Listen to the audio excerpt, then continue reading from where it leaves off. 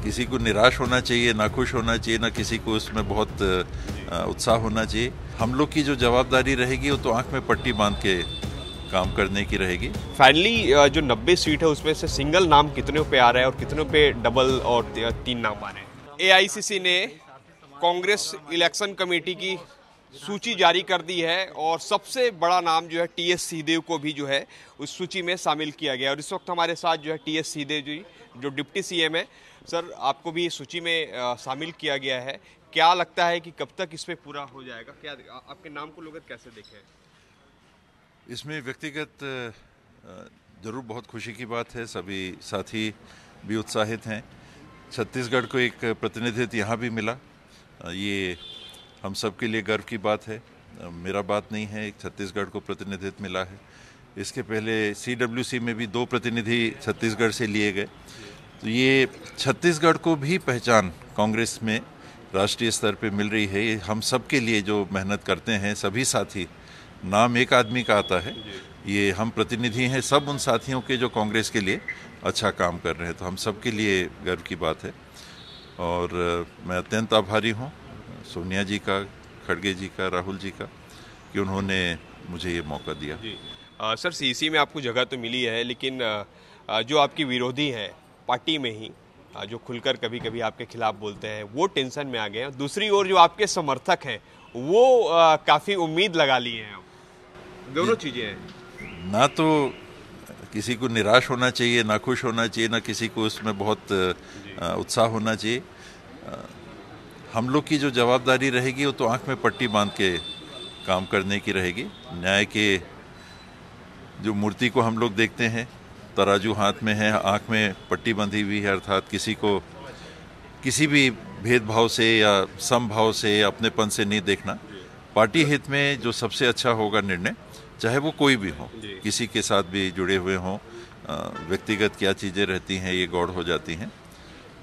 मुख्य बात यही रहेगी कि सबसे ज़्यादा जीतने की संभावना, आज तो कौन जीतेगा कोई नहीं कह सकता, लेकिन संभावना जिसकी सबसे अच्छी दिखेगी।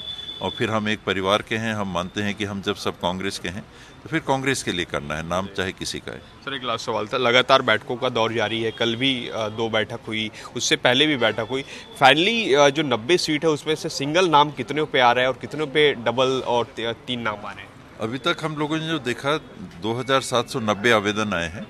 4 विधानसभाओं में सिंगल आवेदन की सूची आई थी। तो हम लोग के सामने जो डॉकेट आया था, भरतपुर सोनहत से सिंगल नाम था, धर्मजयगढ़ से सिंगल नाम था, पाटन से सिंगल नाम था और सुकमा कोंटा से सिंगल नाम था। तो ये 4 जगह से एक ही आवेदन की सूची सामने आई थी और एक आवेदन बाद में जुड़ा, 2789 थे, तो सरायपाली से मेरे ख्याल से एक आवेदन बाद में और आया था, तो 2790।